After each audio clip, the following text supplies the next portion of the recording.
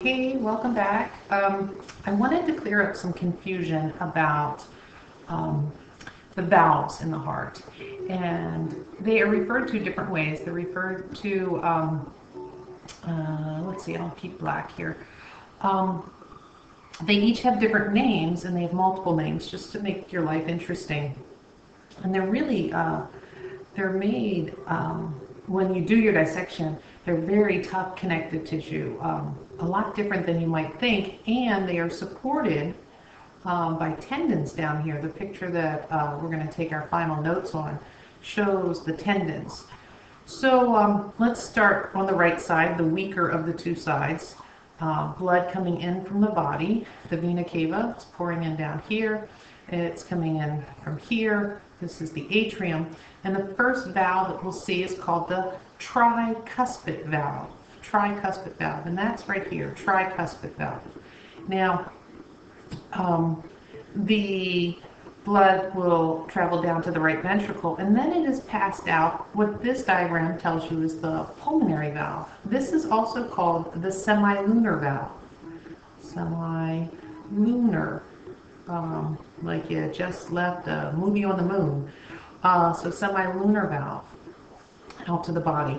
When it comes back from the lungs in the left atrium, this is called the mitral valve, but it's also called the bicuspid valve.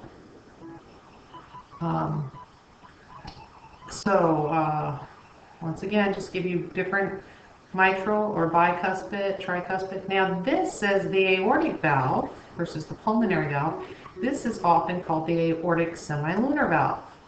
Once again, because we're leaving semilunar valve, so the blood's going to come in from the lungs, through the mitral or bicuspid, down into the ventricle, and then out to the rest of the body through the aortic semilunar, pulmonary semilunar. So instead of just saying pulmonary for this one, pulmonary semilunar is what Campbell's more likely to have on there.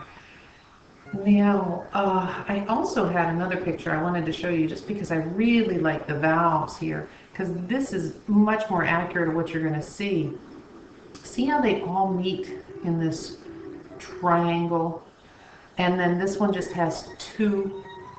So this mitral valve, when I tell you it's the bicuspid, it's because there's two halves to that cusp. And here, the tricuspid valve, 1, 2, 3 areas to this valve, coming in under very low pressure. It's completely sealed, and then these actually fall down. So it hangs like this, and then it falls down, and then back up, down, and then back up. But it's 3 of them, so if I had 3 hands, I could do.